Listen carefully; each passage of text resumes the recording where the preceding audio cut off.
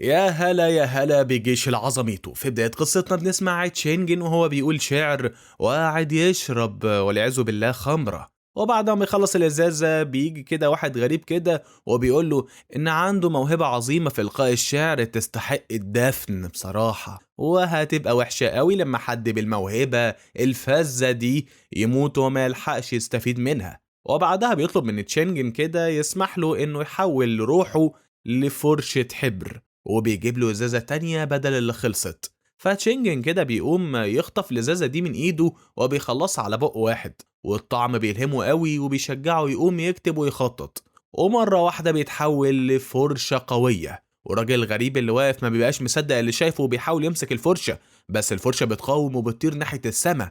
وبعد 2000 سنة بنشوف شاب كده اسمه لو، وهو قاعد في محاضرة الشعر وبيلعب بالقلم، ومش فاهم ليه البروفيسور جيو بيستخدم فرشة حبر عشان يكتب بيها العلامات.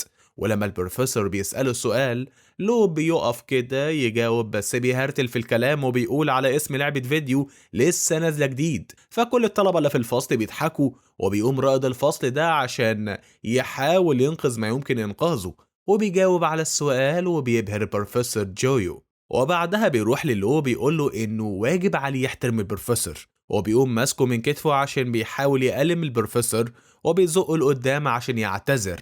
ولو ما بيكونش فاهم هو ليه بيعمل كده معاه عشان يدوب جاوب إجابة غلط يعني. فبيزق جانج اللي ماسكه وبيبعده عنه، بس وهو بيزقه بيخبط في الترابيزة بيوقع كوباية الشاي والفرشة بتاعة البروفيسور، بس بيلحق الكوباية قبل ما تقع تتكسر. وبعدها بيقوم وهو حاسس ان هو عمل بطولي، بس وهو ماشي بيدوس على الفرشة بالغلط وبيكسرها. وبعد ما المحاضرة بتخلص لو وجانج بيروحوا مكتب المدير، وجانج بصفته الطالب المثالي ودحيح الدفعة وأحسن واحد بار بوالديه بيعتذر وبيعيش قوي في الدور، ولو بيتفاجأ من اللي بيسمعه.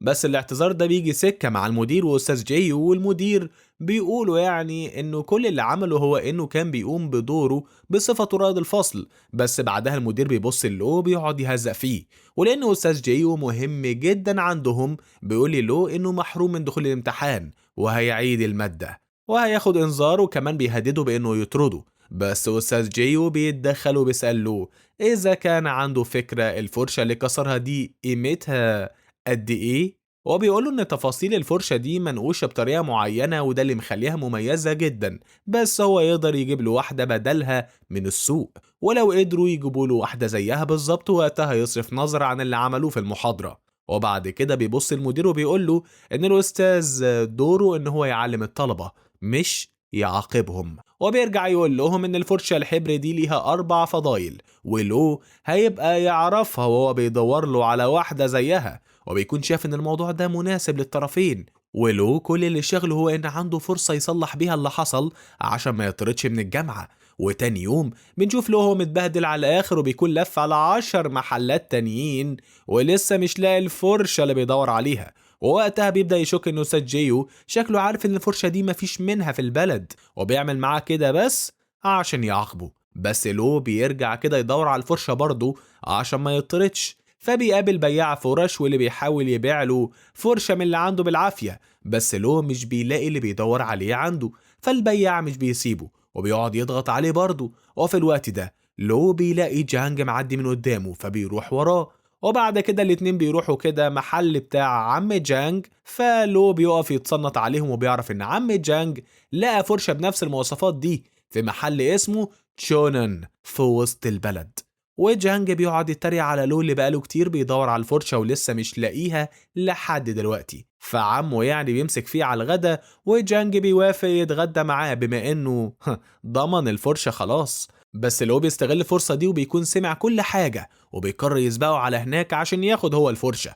وفي المشهد اللي بعد كده يا صديقي لو بيوصل عند المحل وبينبهر من التماثيل والانتيكات اللي موجودة في كل مكان، فبينادي على حد يساعده وبتخرج له رونج، واللي أول ما لو بيشوفها بيحس إن هو اتخاطف كده، وبيفوق لما بيسمع صوت هبدة الباب، فبتقوله إن ده محل جدها. لما بتاخد بالها إن هو مستغرب هي ليه تشتغل في مكان زي ده، وبعدها بيدخل في الموضوع على طول وبيسألها على الفرشة اللي بيدور عليها، وبيطلب يشوفها لما بتقوله يعني إنها موجودة عندهم. هو بيتحمس جدا لما بيلاقيها موجودة فعلا، ولما بيحاول يلمسها رونج بتسحب الفرشة وبتقول له يستنوا اما يشوفوا سعرها الأول، وبعدين بتخليه يلمس العلبة بتاعتها، ولو بيلاحظ إنها قديمة جدا وقيمة فعلا. وفي الوقت ده بيجي واحد يدخل المحل، ولو بيخاف لا يكون جانج، بس بيلاقي واحد تاني الحمد لله. وبعدها الراجل بيروح كده الرونج وبيديها الكارت بتاعه وبيطلب يتكلم مع أستاذ واي جدها، بس هي بتطلب منه إنه يمشي وبتقول له إنه مش مرحب بيه هنا. فالراجل بيطلب منها ما تبقاش قاسية معاه كده، وبيقوم ماسك علبة الفرشة من ايدها، وقبل ما تلحق تقول له ما يفتحهاش بيقوم فاتحها وماسكها برضه، وبيقول عليها انها رخيصة وبيرميها. فلو بيجري يمسكها بسرعة قبل ما تقع على الارض وتتكسر. وبعدها الراجل بيطلب من رونج تديه الحاجة اللي جاية عشانها، وبيقول لها انه مش هيفرق معاه انها بنت، وممكن يمد ايده عليها عادي لو اضطر لكده. فلو بيتدخل بسرعة وبيوقف قدامها اول ما بيسمع ده، وبيقول له يا صاحب عيب تمد ايدك على واحدة ست. وده بيخلي الراجل يتعصب، فبيقوم عامل حركة كده بإيده بيخلي الهوا يزقهم جامد، ولو بيمسك رونج قبل ما تقع فبتزعله وبتقول له يشيل إيده من عليها. فبيشيل إيده فعلا عشان الموضوع ما يكبرش، هو أصلا على الله حكايته وجاي ياخد الفرشة اللي هتنقذ مسيرته التعليمية ويروح، يعني حوار تاني خالص. وفي الوقت ده الراجل بيكون دخل المخزن وبياخد علبة كده يعني، وبيشكر البنت وبيتريق وبيقول لها تسلم له على جدها. فرونج بتقول للو يمسك في حاجة، وبتغمض عينيها وتستخدم قوتها، وفجأة المكان بيبقى برد وبتحتف الراجل ده بالتلج. وطبعا هو بيحاول يبعد التلج عنه، بس التلج بيلزق في ايده. فبيقول لها ده تمامك. هو بيستخدم طاقة الرياح بتاعته عشان يبعد التلج ده، بس بيبقى التلج بيزيد وبيغطي جسمه كله. البس يا بطل. وقتها بيستوعب ان هو عمل حركة غبية، فبيفضل واقف في مكانه. ورونج بتستخدم قوتها وبتستدعي فرشة معينة، والراجل بيعرف ان الفرشة دي هي فرشة العاصفة التلجية الحبرية، فبيستدعي هو كمان فرشة الغيوم الحبرية. وفي الناحية التانية اللي هو بيبقى مصدوم ومش مصدق ايه اللي بيحصل ده يا جدعان، دي ولا احلام العصاري، وبيحس ان هو اتجنن. فبيحاول يجري ناحية الباب، وفي الوقت ده الراجل بيقول لرونج انها مش الوحيدة اللي عندها فرشة روحية، فبيقترح عليها تلم نفسها والا هتندم. بس هي مش بتتهز من كلامه، وبتقوله يسيب الفرشة ويمشي، فبيطنشها برضه وبيفضل ثابت في مكانه. فرونج بتحدفه كده بشفرات تلجية، وواحدة منهم بتيجي في الفرشة اللي معاه وبتطيرها من جيبه وبتخبط في لو، وبتبعته كده على بعد تاني وبتدخل جوه جسمه. وقتها بتخرج منه طاقة غريبة وبيبقى حواليه هالة خضرة كده. فرونج والراجل اللي واقف كده بيتصدموا، ولما الراجل بيحاول يهجم عليه عشان ياخد الفرشة منه، لو بيتفادى ضربته وبيعمل إعصار في مكان. ولو بيبدأ يقول شعر، وكلمات الشعر دي بتعمل عاصفة تانية بتزيد من قوة الإعصار. ورونج بتستغل الفرصة دي وتضرب الراجل بالشفرات التلجية، فالراجل بيتغاظ وبيستخدم فرشته وبيضربها بقوة الرياح بتاعته. بس لو بيتدخل وبيعمل قدامها كده حاجز، والراجل بيستغل الفرصة دي وبيهرب. ولما رونج بتسأل لو هو ازاي عمل كده، بيقوم واقع من طوله وبيحلم ان هو صحي لقى نفسه في مركب في مكان جميل وحواليه جبال، وفي ايده ازازة عصير، بس مرة واحدة بيقع في المية بسبب الموجة. وفي المشهد اللي بعد كده بيفوق من الحلم ده وهو خايف، فبيلاقي منديل وردي بيقع من على قورته، ولما بيبص حواليه بيلاقي نفسه في أوضة غريبة، وبيحاول يستوعب ايه اللي بيحصل يا جدعان، وبيطمن لما بيلاقي نفسه كويس وان كل ده كان حلم. وبعدها بيمسك المنديل يشمه، وبعدين بيسمع صوت بيقوله ان بقاله كتير قوي نايم. وفي اللحظة دي يا معلم رونجا وجدها بيدخلوا الأوضة، فلو بينزل منديل من إحراجه، فأستاذ واي بيقوله إن الشباب اليومين دول أضعف بكتير من شباب جيله. وبعدها بيعرفه بنفسه وبيعرفه بحفيدته، فلو بيتحايل على الراجل يفهمه إيه اللي بيحصل بالظبط. فالراجل بيقوله إن الطاقة بتاعة المحل بتاعه هي اللي خلته يفقد وعيه، بس لو ما بيبقاش مصدق إن هو ضعيف للدرجة. فالراجل عجوز بيطمن على النبض بتاعه وبيقوله إنه بقى كويس دلوقتي. فلو بيقوله إن هو فاكر إن هو شاف رونج وهي بتواجه واحد تاني، وده اللي خلى درجة الحرارة في المكان تقل. وبيفتكر وقت ما الفرشة خبطت فيه وبيقول له إنها هي اللي خلته يفقد وعيه. فالراجل عجوز بيضحك على كلامه وبيقول له إن ده مجرد هلوسة، وبعدها بيسأله لو كان جاي يسرق المحل عشان يغلوش على الموضوع. فلو بيفتكر السبب اللي كان جاي عشانه، ولما بيسأل عن الفرشة اللي كان عايزها بيقول إن هو باعها لجانج. فلو بيتضايق جدا وبيستأذنهم يمشي، وهو مكتئب وخايف لا يطرد. بس قبل ما يمشي راجل عجوز وحفيدته بيغمزوا لبعض. وبعدها أستاذ واي بيقول له يعني استنى، وبيقول له إن هو عشان حاسس بالذنب بسبب اللي حصل له في المحل اللي عنده قرر يديه فرشة تانية يعوضه بيها، وبيقول له إن الفرشة دي أغلى من التانية اللي كان عايزها، وبيقول له يحافظ عليها وياخد باله منها كويس قوي. وبعد كده لو بيرجع يفتكر اللي حصل، وبيبدأ يشك إن إذا كان يعني اللي حصل ده هلوسة فعلا ولا حقيقي. ورونج بتبص في الأرض وهي بتديه الفرشة، وأول ما بيخرج الراجل بيقول إن ده أسلم حل. وفي الوقت ده في قرية تاريخية بنشوف مجموعة من السياح ماشيين بيستكشفوا في المكان، وبنلاقي واحدة بتحاول تستغل الموقف وتدخل منطقة محظورة، بس بيجي واحد من الحراس يوقفها قبل ما تدخل من البوابة. فالست بتعمل نفسها تايهة، فبيديها خريطة للمكان، وقبل ما تمشي بتقول له إن الباب شكله حلو قوي جدا، وبتاخد لها صورة قدام الباب. وبنعرف إن تحت المبنى ده في معبد خاص بالفرش القديمة التاريخية. وفي الناحية التانية لو بيبقى لسه مش قادر يستوعب إن اللي عاشه ده كان خيال، وبعدها بيروح لأستاذ جيو، وهناك جانج بيكون هو كمان جاي لأستاذ جيو وبيديه الفرشة اللي طلبها منه. والبروفيسور بينبهر لما بيلاقيهم قدروا يجيبوها، فبيطلب من لو يقول له هو اتعلم ايه مع ان يعني ملقاش الفرشة، بس لو بيصدمهم هما الاتنين وبيديه العلبة اللي فيها الفرشة اللي معاه. وأستاذ جيو أول ما بيشوف الفرشة اللي جايبها بيتصدم، فلو بيقول له يجربها لو حابب.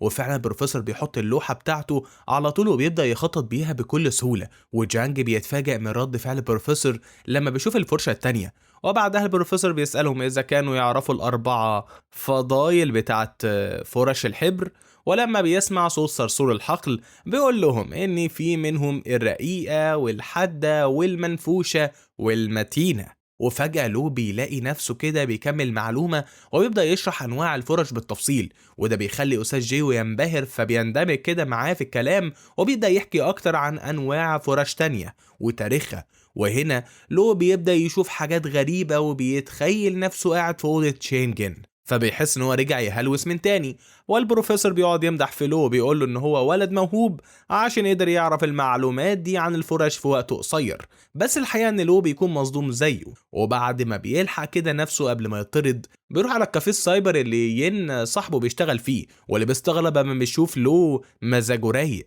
وبعد كده لو بيقعد كده على الترابيزة اللي بيقعد عليها كل مرة وبيلعب، بس كل شوية بيقعد يخسر وبيحس ان في حاجة مش مظبوطة. ومرة واحدة بيظهر قدامه إعلان، وبيستغرب لما بيلاقي نفسه كده بيعرف يقرا الحروف التاريخية. بس بعدين بيلاقي عصابة داخلة المكان وجايين يتخانقوا مع ين بعد ما أحرج واحد منهم قدام صاحبته. وقتها الكل بيطلع يجري من الكافيه، بس لو بيقف يتخانق مع صاحبه، وهوب العصابة بتبدأ تضرب وتكسر في المكان عشان يربوا ين. بس لو قوته بتشتغل وبيطار اتنين من الرجاله، فالقائد بتاعهم بيجري عليه يضربه، بس لو بيرميه كده في الهواء بضربه واحده بس منه، وبيهزم الباقي بكل سهوله وبيقعد يلطش فيهم.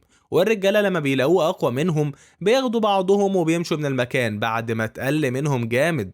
بعدها ين بيشكر لو على اللي هو عمله، وبيكون مستغرب هو بقى بيعرف يتخانق كده ازاي. بس لو بيرجع يقعد كده على الترابيزه وهو متاكد ان الهلوسه دي عباره عن احداث حقيقيه، وان القوه اللي جات له فجاه دي بسبب الفرشه. فبيدخل يدور على معلومات على النت، بس بينام على نفسه من التعب. وهو نايم تشانجن بيجيله في الحلم وبيقرا له قصيده بتخليه يصحى مخضوض. وبعدين بياخد باله ان الوقت اتاخر فبيقفل الكمبيوتر وبيروح. وهو ماشي بيلاقي صاحبه نايم على الكرسي. وفي المشهد اللي بعد كده وهو ماشي في الشوارع بيلاقي حد بيناديه، فبيتخض، وبعدها اللمض اللي في الشوارع بتبدأ تنفجر، فبيطلع يجري كده وبيفتكر ان هو بيهلوس. واول ما بيهدى بيلاقي وحش ظهر قدامه وبيهجم عليه وبيحاول يخنقه. فلو بيحاول يعني يستجمع قوته وبيضربه بس مش بيقدر عليه، فبيبدأ يفقد وعيه وهو بيغمض عينيه بيتخيل رونج قدامه، وكل ده والوحش ماسكه من رقبته وبيخنقه جامد. بس رونج بتيجي يعني وبتضرب الوحش ده بقوتها الجليدية، فلو بياخد نفسه أخيرا وبيبدأ يفوق، بس الوحش بيضربه برجله وبيشوطه في عمود النور. ولو بيفرح لما بيلاقي نفسه لسه عايش وحاسس بالوجع. ولما رونج بتسأله عن الفرشة اللي ادوها بيقول لها يعني ان هو اداها لواحد فبتصغر له كده، بس بترجع تبص الوحش وبتهاجمه لحد ما بتخلص عليه وبتحبسه كده في وسط الجليد. وبعدها بتروح له وبتفجر الجليد ده وبتستخدم قوتها وبترجعها على شكل فرشة وبتفتتها كده، وبعدين بتحبس قوتها. وكل ده ولو بيكون واقف يتفرج عليها وهو منبهر بيها جدا، وبيكون باين على وشه كده ان هو بدأ يقع في حبها. وتاني يوم الصبح يا معلم رونج بتاخده معاها المحل وبتبدأ تشرح له إن الوحش اللي هاجمه ده كان عبارة عن فرشة حبر حد حولها لوحش. وبتقول له كمان إن الناس اللي عندهم القدرات دي اسمهم محركين الفرش أو براش بيبترز. فلو يعني بيسألها عن طبيعة قدراته وإذا كان هيتحول لبطل خارق زي اللي بيشوفوهم في الأفلام، بس رونج بتاخده الجنينة وهي بتقوله إن جدها قاعد جوه وإن هو أحسن حد يجاوب على أسئلته الغريبة دي. ولما الراجل عجوز بيشوف لو بيضحك، وبعدها بيقعدوا كلهم يشربوا كوبايتين شاي بتاعة العصاري دي. والراجل بيشرح له ان الفرشه اللي ادوها له دي المفروض انها بتحميه من البابترز دولت. وبيتفاجئ لما بيعرف ان لو ادى الفرشه لواحد تاني بالسهوله دي، وبيقول ان لولا حفيدته اللي اتدخلت وانقذته كان زمانه بيتحاسب دلوقتي. فلو بيفكرهم بانهم يعني هم اللي كسبوا عليه من البدايه، فما ينفعش يلوموه دلوقتي على اللي حصل. وبيقولوا ان هو لو كان عارف الحقيقه من الاول ما كانش زمانه فرط في الفرشه دي طالما هي مهمه قوي كده. فواي بيقول له ان هو كذب عليه عشان يعني ما كانش عايزه يدخل في مشاكل. بس لو بيقول له ان تحويره عليه ده هو اللي عرض حياته للخطر. فواي بيقول له ان اللي حصل ده كان حادثة، بس هو مش هيسيبه من هنا ورايح وهيساعده. وبيقول له كمان ان هو مجرد شاب عادي والاحسن ينسى كل اللي فات ويعيش حياته من اول وجديد وكأن شيئا لم يكن، خصوصا ان مستوى الخطر اللي في المجال ده فوق مستوى قدراته. بس لو بيتضايق لما بيسمع ده، فبيفكروا يعني بوقت ما الراجل كان بيهاجم رونج في المحل وهو اتدخل وساعدها وهزمه وخلاه يهرب من المكان. وبيعرفهم انه مش عادي يعني زي ما بيقولوا، بس بيلاقيهم بيبصوا له كده بصة استهزاء، فبيغير الموضوع وبيقول لهم انه محتاج يدخل الحمام. وبيرجع يقول لهم انه لو ما كانش عنده قوة خارقة ما كانش هيتعرض للخطر والمخاطر. ولما واي بيسمع ده بيقعد يضحك، بس بيلاحظ من كلام لو ان هو شاب قوي وانه مش هيسكت الا لما يعرف الحكاية الكاملة. وبيكون متوقع منه ان هو ياخد قرار، فبيستخدم السحر بتاعه عشان يشرح له الموضوع اكتر. وبيبدأ يحكي له ان الموضوع بدأ لما صانع الاقلام برايل كان لسه مش معروف، وبيشتغل خطاط عند عيلة تشين وهان. وفي الوقت ده الناس كانوا اخدوا الكتب ويحرقوها كده وكانوا بيقتلوا العلماء. وقتها الراجل ده اكتشف طريقة يحافظ بيها على روح العلماء الموهوبين، يحولهم بيها لفرش، وده عشان الأجيال اللي جاية تقدر تورثها. فلو بيبقى عايز يعرف مين هو العالم اللي في الفرشة بتاعته، فواي بيقول له إنه اتشينجن. فلو بيقوم كده ينط من مكانه ومتحمس وبيفرح قوي أول ما بيعرف إن هو ملك الشعر، وده بيخليه يسأل نفسه إذا كان هو ملك كل الفرش التانية. بس رونج بتصحح له العك اللي لسه قاله ده، فلو بيقعد يشرب الشاي بتاعه وهو ساكت. وواي بيرجع يكمل كلامه وبيقوله ان الفرشة الخضرا دي اختفت من يوم ما اتحول، وده معناه ان لو عنده اثر القوة اللي جواه. وده لان الفرشة اللي معاه هي القلم اللي تشانجن كان بيستخدمه عشان يكتب بيها قصايده المشهورة. وبيقوله كمان انها مش الفرشة الخضرا الاصلية. فلو بيتضايق لما بيعرف ان الفرشة اللي كانت معاه دي مش هي الفرشة الاصلية. وفجأة واي بينط من مكانه عشان بيحس بوجود شر في وسطهم، وبيهاجم الراجل اللي بينقض عليهم فجأة كده واللي بيطلع الهالة بتاعته وبينشرها في المكان. وبعدين بنشوف الاتنين وهما بيواجهوا بعض، ولو بيبقى مش فاهم ايه اللي بيحصل يا جدعان. فواي بينادي الراجل ده بلي وما بيكونش متفاجئ قوي من ظهوره يعني. والراجل بيظهر بعد ما شاف اللي حصل بين لو وتشونج. ووقتها رونج بتقول للو ان لي يبقى زعيم عيلة جواجا وانه جاي عشان يقتل لو، وعشان كده هو ما ينفعش يستقلب الراجل ده ولازم يحذر منه كويس قوي. وبعدها بتروح تساعد جدها وبتواجه ليه واللي بيصد ضرباتهم بسهولة جدا. وفي الآخر بيضرب كده ضربة قوية ولو وقتها بيتدخل وبيقف قدام رونج عشان الضربة ما تجيش فيها، بس الجد بيستخدم قوته وبيصد هو الضربة. وبعدين ليه بيقول لها بكل بجاحة إن السبع فرش هيبقوا بتوعه ومش ناوي يسيب لهم الفرش دي، وبيقعد يضرب فيهم وواي بيصد كل ضرباته. وقتها كده رونج بتقول له ان ارواح السبع فرش صانع الاقلام هو اللي عاملها باسلوبه، بس هما ضاعوا مع الوقت وفرش الملك لين ضاعت معاهم، وان السبع فرش دي بتتواصل مع بعض عن طريق الهالات بتاعتهم. واثر الفرشه الخضراء اللي موجود جوه جسم لو دلوقتي بيوصلوا يعني بالفرشه الاصليه، وعشان كده هم لازم يحتفظوا بالصيادين لو عايزين يلاقوها. والطريقه الوحيده قدامهم عشان يقسموا يعني بيها فرش الحبر من جسم هي انهم يقتلوا الشخص نفسه. وكل ده والمعركه بين الطرفين شغاله يا معلم، والموضوع بيكبر اكتر وواي بيبدا يتعب. فرونج بتقول لو يهرب عقبال ما تساعد هي جدها ويواجهه كده ليه، بس لو بيحس باهانه لما بيلاقيها اقترحت عليه الاقتراح ده. وبعدها على طول بنشوف واي وهو بيقع على الارض وليه بيبقى هيضربه الضربه القاضيه. بس لو بيفعل قوته بسرعة وبيصد بيها الضربة وبتأثر جامد على لي. وهنا ليه بيتأكد فعلا ان ده أثر قوة الفرشة الخضراء أو الجرين لوتس.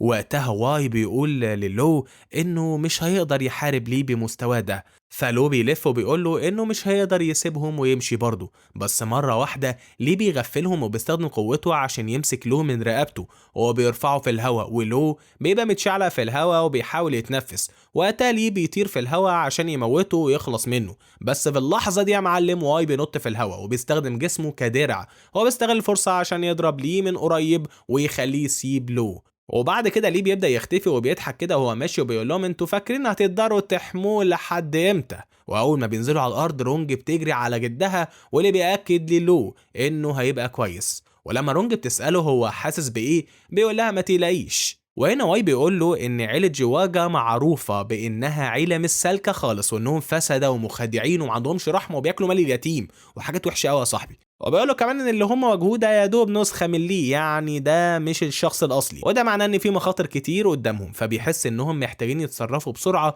ويلاقوا طريقة يعني يفصلوا بيها اثر الفرشة من جسم لو. ولحد ما ده يحصل هو محتاج يتعلم برضه ازاي يتحكم في قوته عشان يقدر يدافع عن نفسه لو اي حاجة حصلت. فلو بيشكره عشان كان هيضحي بنفسه عشان ينقذه، وبيقول ان هو مستحيل يتخلى عنهم من بعد اللي هو عمله. هو بيوعد ان هو يتعلم ازاي يتحكم في قوته مش بس عشان يدافع عن نفسه، لا وكمان عشان يقدر يحميهم وعايز يتحمل مسؤولية معاهم. وكلامه ده بيأثر في واي ورونج، ورونج بتتطوع انها تحميه وتدربه وهي بتساعد جدها يخف من الإصابة اللي اتصابها. وفكرة ان رونج تبقى الحارسة الشخصية بتاعته دي بتخليه يتكسف وبيبدأ يحس انها ممكن تكون مش مسترجلاه مثلا بما انها عرض عليه انها تحميه. وبالليل الست في المدينة السياحية التاريخية بترجع وبتقوم ضربة كده الحراس ومدشملاهم كلهم، وبتقف قدام البوابة اللي كانت واقفة قدامها المرة اللي فاتت.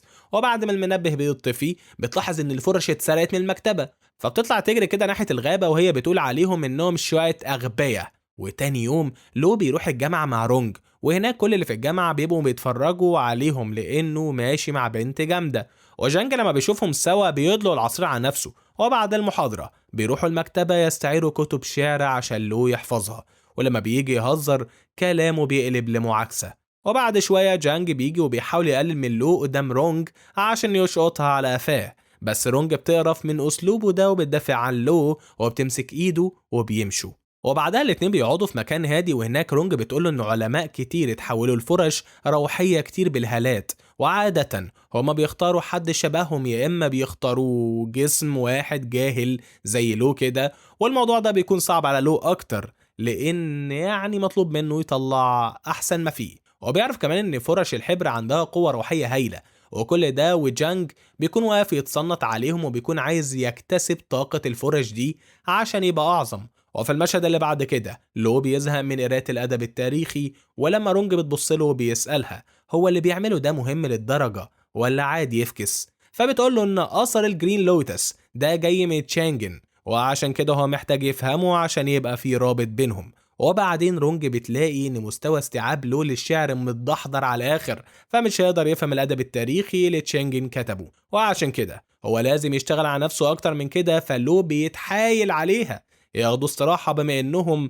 بقالهم كتير قاعدين يذاكروا. فرونج بتقول له بتريقة انه كده كده هيرتاح للابد لما عيلة جوجا تجيله. في اللحظة دي لو بيرجع كده يفتكر وقت ما كان متشعلق من رقبته، فبيتحمس عشان يكمل مذاكرة. ولما بيسألها إذا كان في حد هيجي يساعده، رونج بتقوله إن محدش بيتمنى يواجه عيلة جوجا، ولو ما بيبقاش مصدق إن عيلة كاملة حطاه في دماغها وهو أساسا أتفه من كده بكتير، فبيشتكي لها من قلة خبرته. فرونج بتديه شوية كلام تشجيعي كده وبتقوله إن قوة كل فرشة بتتأثر من العالم اللي ساكن جواها، بس برضه الشخص اللي بيكتسب الأثر ده عنده فرصة أكبر إن هو يتواصل معاه ويفهم أسلوبه، وبمجرد ما يتقن الأسلوب والمهارة دول وقتها يقدر يختار المواجهة المناسبة بناء يعني على قوة فرشة العدو. ولما بيحس ان الكلام اللي اتقال ده كلام كبير عليه، فرونج بتديه مثال وبتقوله ان في فرشة بتاعة شاعر معروف من سلالة هان، وانه كان عظيم جدا لدرجة انه اخذ لقب الروح اللي ارتقت لامبراطورية السحاب. وده بيخليه يقدر يتحكم في حاجات كتير. ولو بيستغل الفرصة دي عشان يبهر بيها رونج، وبيشرح لها عن العالم ومهارته، وده بيأثر ازاي على الفرشة بتاعتها. وبيكون عارف المعلومات دي من البروفيسور بتاعه، وفعلا الحركة دي بتخلي رونج تبتسم. فلو بيستغل الفرصة دي عشان يقرب منها، بس هي بتصده وبتحدفه بالكتاب في دماغه وبتقوله يذاكر أحسن طالما فاق. ولما بيبص وراه بيلاحظ حاجة غريبة، بس هنبقى نعرفها سوا في الحلقة الجاية. متنساش بقى تفعل زر الجرس وتتابعنا في الكومنتات. سلام يا برو.